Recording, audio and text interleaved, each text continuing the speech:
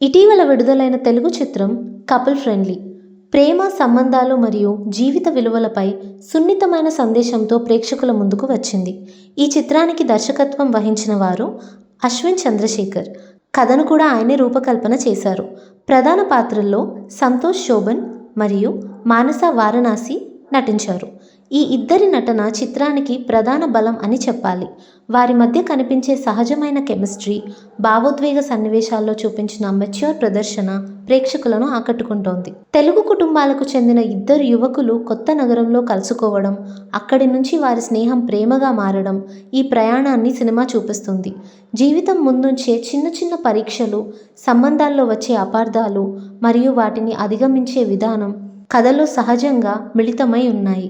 ఈ చిత్రంలో ప్రత్యేకంగా కనిపించే అంశం కాలం విలువ. మన దగ్గర ఉన్న సమయం ఎంత అమూల్యమో, మనతో ఉన్న మనుషులను గౌరవంగా, ప్రేమగా చూసుకోవాల్సిన అవసరాన్ని సినిమా సున్నితంగా గుర్తు చేస్తుంది. తర్వాత చూద్దాం అనుకునే లోపే క్షణాలు జారిపోకుండా ప్రతి అనుభవాన్ని మనసారా ఆస్వాదించాలనే భావనను దర్శకుడు అందంగా ప్రతిపాదించారు. చిత్రీకరణ ప్రధానంగా తమిళనాడు మరియు కేరళలో జరిగింది. సహజ సిద్ధమైన లొకేషన్స్ సినిమాకు ఒక రియలిస్టిక్ టచ్ ఇచ్చాయి. సినిమాటోగ్రఫీ విజువల్స్ను అందంగా మలచగా, సంగీతం మరియు నేపథ్య సంగీతం కథ భావోద్వేగాన్ని మరింత బలపరిచాయి. స్క్రీన్ ప్లే సాఫీగా ముందుకు సాగుతూ ప్రేక్షకులను కథలో నిమగ్నం చేస్తుంది. విడుదలైన తర్వాత ఈ చిత్రానికి పాజిటివ్ టాక్ వినిపిస్తుంది.